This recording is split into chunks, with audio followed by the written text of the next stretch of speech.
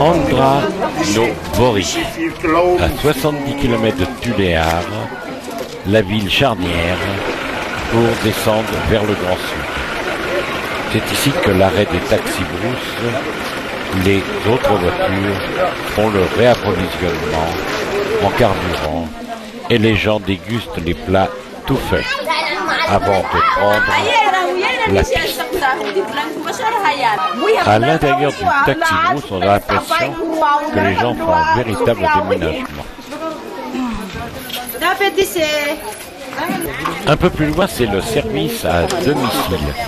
Je crois qu'on ne doit pas descendre du car pour ne pas perdre sa place.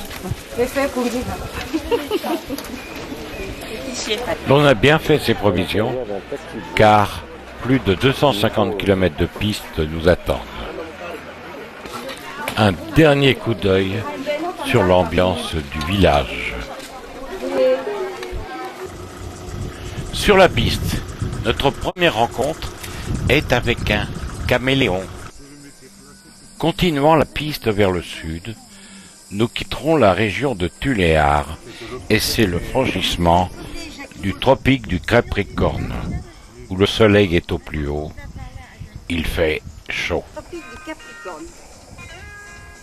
Je cherchais où c'est qu'on l'avait traversé. Vous traversez le nouveau pont sur la rivière Onilaï.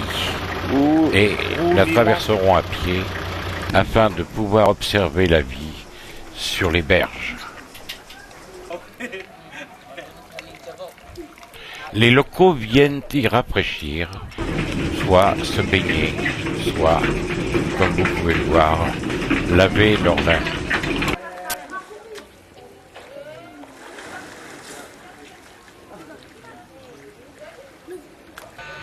Le soleil est pratiquement au zénith.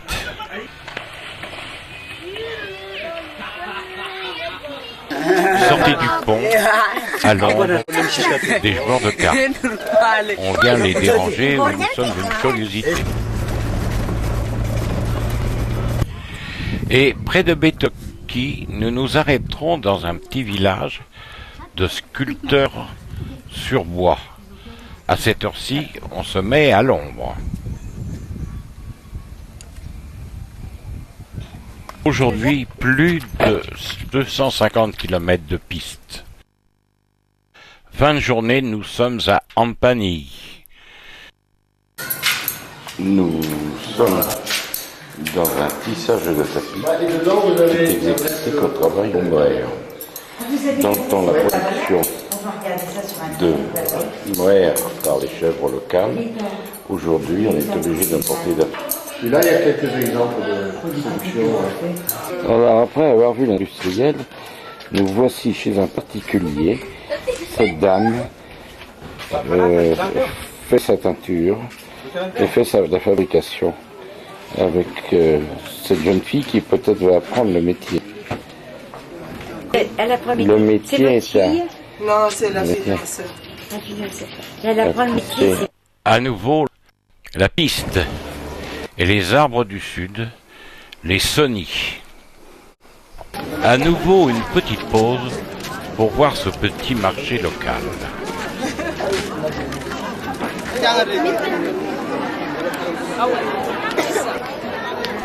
Avec du riz pakistanais long grain et de jolis chapeaux.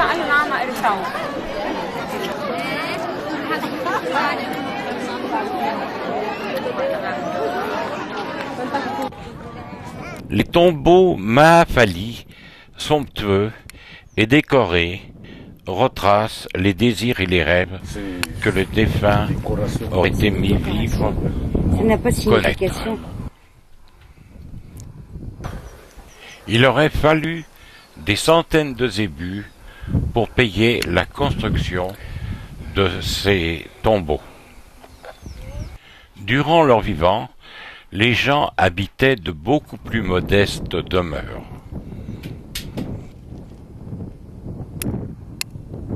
Durant leur vie terrestre, ces gens auraient-ils aimé être pilotes, ou aller en avion, ou être officiers, ou d'autres choses, celles-ci sont représentées, ces imaginations, par des sculptures en bois.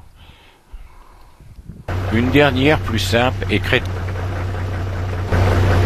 Fin de journée, nous sommes à Faux Cap, devant la piscine et son environnement.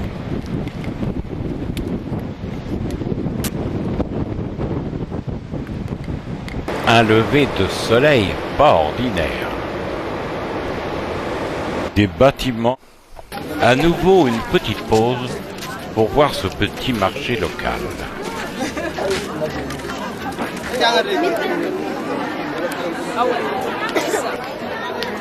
Avec du riz pakistanais long grain et de jolis chapeaux.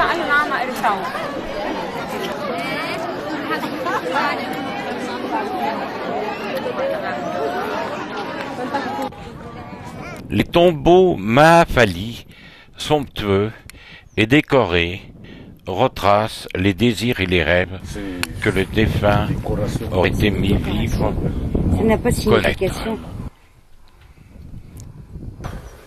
Il aurait fallu des centaines de zébus pour payer la construction de ces tombeaux.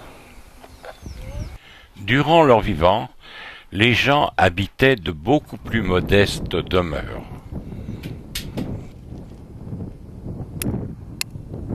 Durant leur vie terrestre, ces gens auraient-ils aimé être pilotes, ou aller en avion, ou être officiers, ou d'autres choses? Celles-ci sont représentées, ces imaginations, par des sculptures en bois. Une dernière plus simple est créative. Fin de journée, nous sommes à Faux Cap, devant la piscine et son environnement.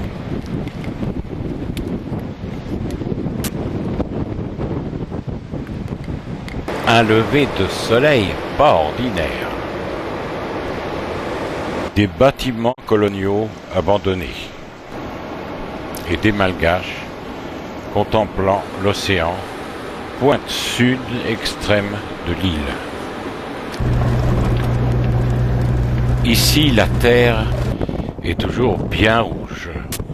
Et ce vendredi matin, à Tchombe, jour de marché, les gens font des kilomètres à pied ou en carriole pour faire leurs échanges ou achats. En cet endroit, c'est le parking. Mais vous n'y voyez pas beaucoup de voitures.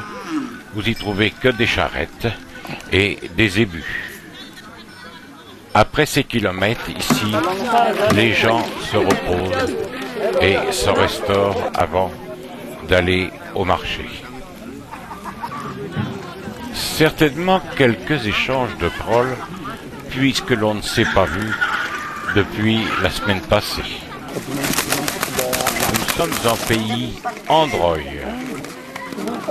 Traversant le pont, au-dessus d'une étendue de sable, où les gens font des trous pour l'eau manquante dans la région. L'on vient laver son linge, on vient acheter de l'eau parce que ces trous ont leur propre propriétaire.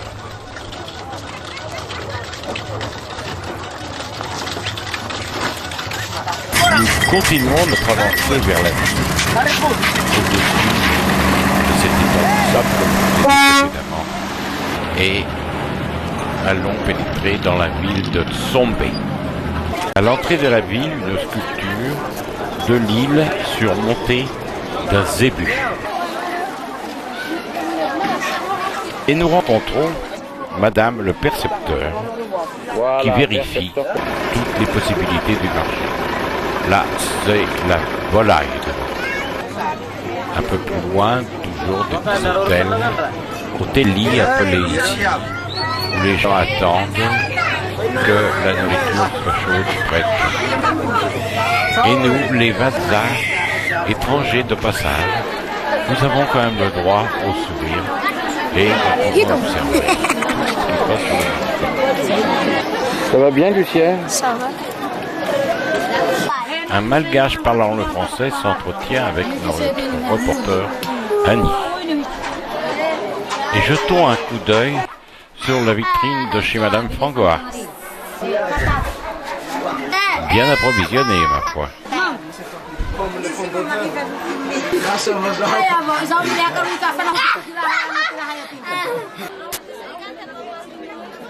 Et continuons notre tour de marché pour tomber sur le gendarme tout à fait couleur française.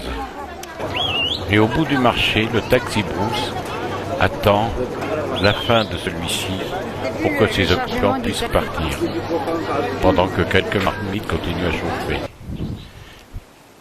Nous sommes arrivés aux environs de Fort-Dauphin, tout à fait dans le sud, et nous sommes devant un arbre litché, gorgé, chargé de fruits, prêt à la cueillette.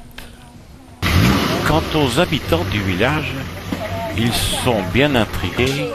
Qu'est-ce qui peut se passer avec cet appareil photo où on peut se voir immédiatement? Cela grâce au numérique. Et nous continuons notre chemin tranquillement pour aller vers l'océan. Arrivés à Sainte-Luce, nous sommes avec les pêcheurs, ici appelés les vezzo, qui partent ou qui reviennent de la pêche. Ceux-ci vont partir et vont quitter le petit lagon. Faut-il mettre l'embarcation dans le bon sens et maintenant pousser sur les rames et se diriger vers l'océan pour récolter certainement que quelques petits kilos de poissons. Nous allons rester un certain temps pour admirer ce qui se passe autour, mais aussi, il faut bien dire, pour la beauté du paysage. Vraiment, les couleurs sont extraordinaires. Cet homme semble être des plus heureux. À nouveau, ces hommes poussent sur les rames pour faire avancer l'embarcation, mais dans le sens du retour. Assistons à la pêche. Vous voyez qu'elle n'est pas énorme, mais ces gens sont toutefois heureux. Déjà, ils peuvent manger. On croirait le retour du guerrier. Tous ces gens sont là présents, aident à remonter la barque des guerriers. Non, pardon, des pêcheurs, des vezzo. Et, chose bizarre, on va faire la vente, et là sont présentes les femmes pour vérifier quoi? Ça, on ne nous l'a pas dit. Même notre reporter Annie surveille la pêche et surveille la mer.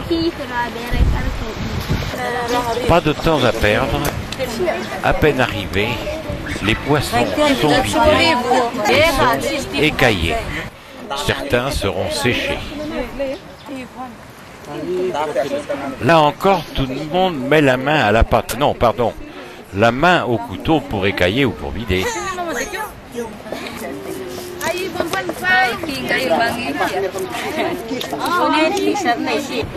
Pendant que certains observent, d'autres s'abritent sous ces splendides arbres.